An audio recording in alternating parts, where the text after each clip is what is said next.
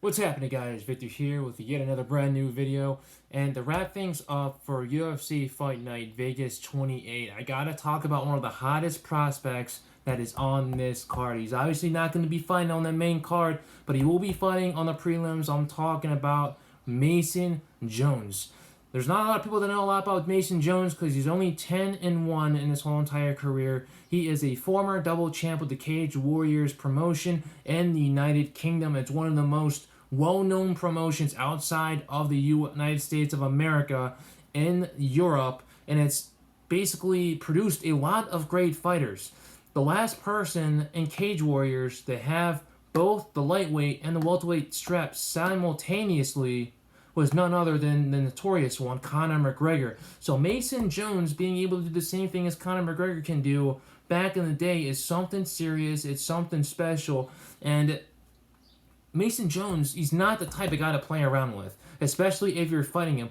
The first fight that we all saw him in was in Fight Island versus Mike Davis. And if we all know Mike Davis, they call him Beast Boy for a reason because he goes beast mode through rounds 1 to 3. And that man is an absolute beast with a lot of power, a lot of skills. And he's another young and upcoming prospect in the UFC that still has a long way to go when it comes to the maturation process, when it comes to evolving his skills, evolving his overall game in the sport of mixed martial arts. And Mason Jones is the same thing. Obviously, being this young at the age 26, and his opponent that I'm going to talk about is 11 years his elder pretty soon when it comes to what I'm talking about. That's what I mean. But other than that, Mason Jones is the real deal. And being a simultaneous champion in basically the most well-known organization in the UK by age 25/26 is something that's not easy to do. And when he fought Mike Davis in Fight Island, it was an absolute barn burner. You could say that it was in the topic of being one of the best fights of the year. It was non-stop action through round 1 all the way to round 3. This is a young man that has a lot of expectations for himself, that has a lot of expectations for the future of his career. He wants to be the same way as Khabib. He wants to be as dominant as him, and that's going to have to start today. He's already lost one fight in the UFC against another hot prospect, Mike Davis, and that is not a bad loss at all. Losing to Mike Davis is a quality loss, if you ask me, and going forward into this fight, he's going to be fighting someone that's 11 years older than him. It's Alan Patrick. He is 11-5 in this career, so obviously both these guys have similar. Both these guys have, actually, no, I'm sorry. He's 15-3. So both these guys kind of have the similar amount of experience when it comes to fighting in general. Obviously, 10-1, that's 11. And then if you have a 15-3 record, that's 18 fights. So 11 fights, 18 fights. There's only 7-fight difference. So Alan Patrick's going to come in here with a lot more experience. His last fight was against Bobby Green in the UFC Apex facility. He lost that fight via unanimous decision, so he's going to want to come in here and try to get a victory underneath his belt. If not, he's another fighter that's in definitely serious danger of being cut by the UFC. He was gone for about a year or two before coming back to fight Bobby Green, and he was kind of up and down as well. And the UFC giving him Mason Jones is kind of a sign that they kind of expect him to lose the fight, and they're trying to raise Mason Jones up slower than usual. Obviously, when we had Khamzat Chimaev in here, he had 3 fights in about a month. But Khamzat Chimaev is a special talent. I don't think Mason Jones is as special as a Khamzat Chimaev, but he will get there in the near future, and it's going to have to start today. Like I said, I believe that Mason Jones is going to work a nice game plan, and if I'm him going into this fight, you're going to want to take things a step back.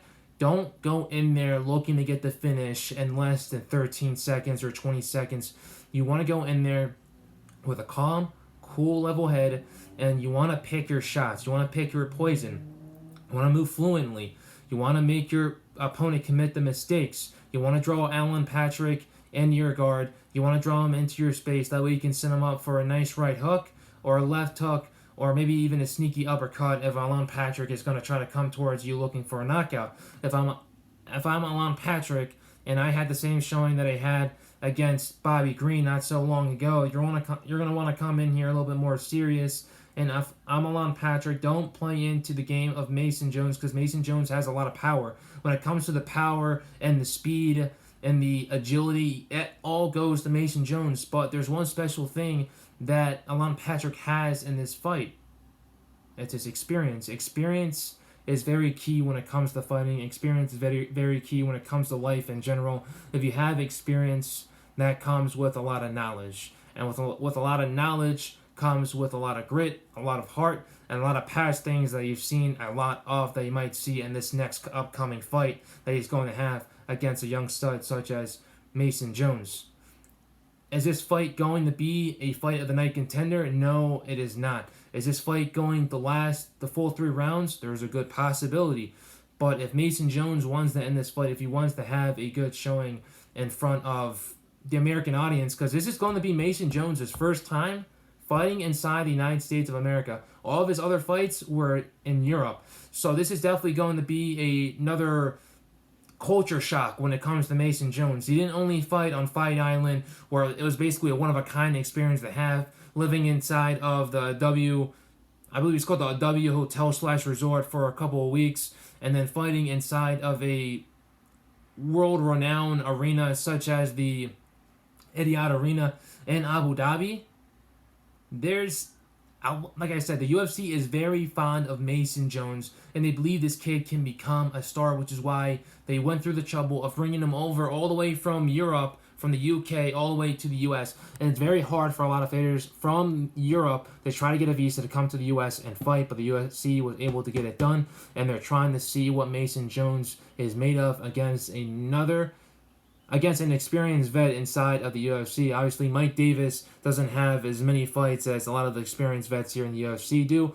But, like I said, Alan Patrick, 11 years older than Mason Jones, more experience, and he's seen more bodies. So, obviously, if I'm Alan Patrick, take it slow and easy and don't try to go in there for the knockout, or he's going to get knocked out regardless, because Mason Jones has a lot of good counters. And if Mason Jones can be able to counter you and hit you in the chin, you're most likely going to go down.